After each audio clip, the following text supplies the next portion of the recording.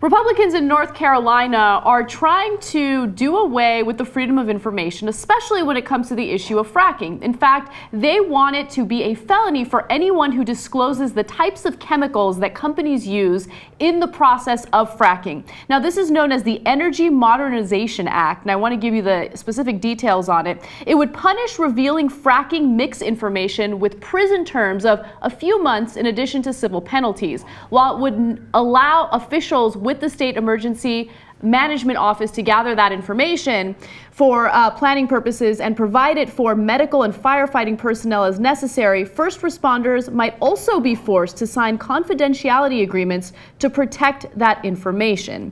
Now, currently, there are about 20 states that have laws on the books requiring companies to reveal the types of chemicals that they're using. But of course, this is another way of protecting these energy companies to ensure that environmentalists don't have more information to build a case against them and build a case against the fracking. But remember, this information is important in order to know what fracking does to our environment, what it does to our drinking water, what it does to our communities. Oh, yeah, and one of the other things about this that I think is just shocking and disgusting is that they also want to outlaw the use of baseline testing. In other words, so that there won't be any testing done in advance of any of these wells that are about to be fracked, so that they can't then say, oh, all right, so you have a house and we're going to frack 100 or 200 feet away from it. We're not going to allow you to do baseline testing or require companies to do baseline testing of your water supply, so that after they frack, you can then check the tests against the baseline to ensure that, hey, no, it didn't happen. They don't even want that level of justification or even that level of data. So our audience is really up to date with this information. They're very smart. But for the few people that might not know what fracking is, can you tell them exactly what is done in that process so they understand why it could be problematic for the environment? Fracking is a two-step process. First there is the actual drilling into the ground, and a fracking well requires about 4 million gallons of fresh water on average per well. So that is deeply injected into fractures deep within the ground to fracture the underlying rock, which then helps the natural gas that is embedded in there, and sometimes also oil, depending on the field, can help that then come out of the rock, and then they recover that. And then they also have a lot of wastewater that comes up. So that's what gets you to the second half of the fracking process, and that's when they have to dispose of these millions of gallons of wastewater that is laced with toxic chemicals and radioactivity.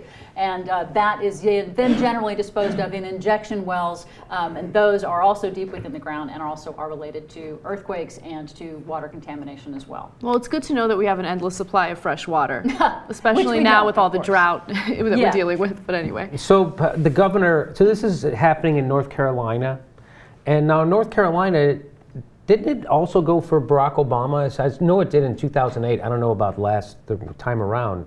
So you would think that something this egregious would, especially with what's been happening over there, right, with the coal ash and the river spills, right?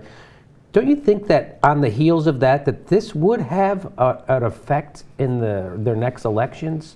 Like, don't you think? So Governor Pat McCrory, who was a 25-year employee of Duke Energy, which is doing a lot of the polluting in North Carolina, so he's the governor, and so they're putting all these unbelievably injurious to the environment laws and stuff. So don't you think this will come? They're not afraid at all of this coming back to bite them in the ass. Isn't that surprising a little? I'm not surprised, actually. I don't think that it will necessarily come back. It should, and I'm sure that there are plenty of North Carolina residents who are up in arms and disgusted with how their environment is being treated, with the coal ash spills and with now this preventing of any information on fracking that might be damaging their drinking water supplies. But remember, North Carolina's Republican-dominated state legislature has also implemented some of the most draconian photo ID restrictions for voters. They've tried to eliminate early voting. They've essentially tried to make it as difficult as possible for people to vote. And I think that might also have an impact in the upcoming election on whether or not any of these Republicans that are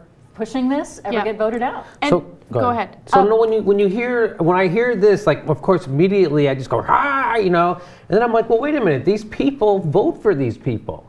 I mean, there's a lot of prevention of voting, and there's some questions about the counting of the votes as well. So, but there is a democratic process happening, so they might be suppressing the vote on the margins, but still, the people are voting for. I mean, that's the thing that just blows my mind. You know, it's knowing all you know about this guy, Pat McCrory, and about this legislation, and don't. But what I wonder about, Jimmy, is, you know, we're kind of making the assumption that the voters in North Carolina have perfect information and they know about what's happening with fracking and kind of the intimidation toward environmentalists, because that's what this is really about. Now, the energy companies are saying, no, this is about protecting our trade secrets, but we all know that it has nothing to do with trade secrets. This is all about ensuring that environmentalists are intimidated, they don't share the type of chemicals that they're injecting into our, you know, earth and do, you know, for the fracking. Like, they're doing this to ensure that, hey, if you're gonna stir the pot, if you're gonna question anything that we do,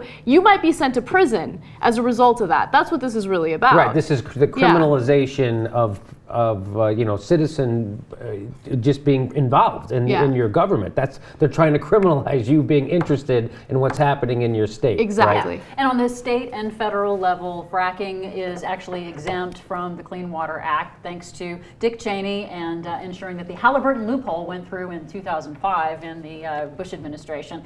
But, you know, also we're looking at North Carolina and the North Carolina Republican legislature and the North Carolina Republican governor actually turning North Carolina sort of into a laboratory for extraction industries. That's how I look at it. I look at the types of laws that they're pushing through, the types of regulations that they are dismantling, the way that the Department of Natural Resources in North Carolina actually was helping Duke Energy to not have to clean up its coal ash ponds that are already known and confirmed by scientific studies to be polluting groundwater in all of their coal ash waste ponds around the state. I mean, this is essentially handing the state over as a laboratory to say, this is how an extractive industry can actually work to take over our state and use the gears of government to basically take away from North Carolina's citizens and give to business without any protections whatsoever. That's crazy. So it took the Cuyahoga River catching on fire in front of a New York Times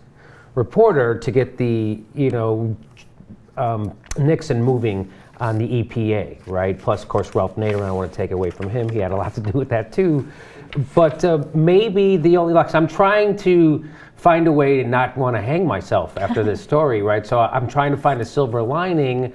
And maybe the thing is that, okay, so it's got to get worse before it gets better. So maybe their groundwater gets completely infected in North Carolina, and then maybe then the people will revolt. Like if you look at what's happening in New Jersey and what's happening in Kansas, Republican-led states are now getting bad credit ratings. Their economic policies are being exposed to not do what they say they did. And so maybe that's a good thing. Like, so maybe we're going to expose their policies now for being, you know, so deleterious to the environment that they won't be able to do this stuff anymore. They might screw up North Carolina, but that might be the price we pay to get rid of fracking. Now, if I can ask you one question about fracking, what are people's feelings on fracking? I would just think that everybody was 100% against fracking, but do you know anything about, have they done any polls on how Americans feel about fracking in general? I have not checked the polls lately, but generally people that they have polled about it are generally in favor of it, you know, because again, it's how much information do you have? Exactly. It always goes back to the information. Right. Exactly. It always goes back to, does the public understand what's going on? And when you go to areas that are heavily fracked now, it's starting to dawn on the public. They're starting to, the information is starting to trickle out as folks who signed up to allow fracking on their land are discovering, oh wait, this is not at all what they promised it would be. I don't really want a fracking drill 24 hours a day, 100 feet from my backyard. Right. And on top of that, you know, now there have been a number of studies that show a correlation between fracking and earthquakes. We're seeing earthquakes in areas that, you know, didn't happen before. So that's another unexpected consequence of what we're doing to the environment right now. And it all goes back to, you know, our lack of investment in renewable energies, how the coal and oil companies have been so successful in lobbying against any advancement when it comes to renewable energies. So we're going to continue doing this, and I think you're right about that, Jimmy. I think that people have to see the consequences. It has to hit rock bottom before people get active about it. Because at this point, without any type of political activism, the corporations have complete control over the politicians. Politicians don't care. They're going to listen to those who help fund their campaigns, who have the most power. Right now, people with a lack of information are much less powerful than the corporations that stand to make tons of profits through fracking.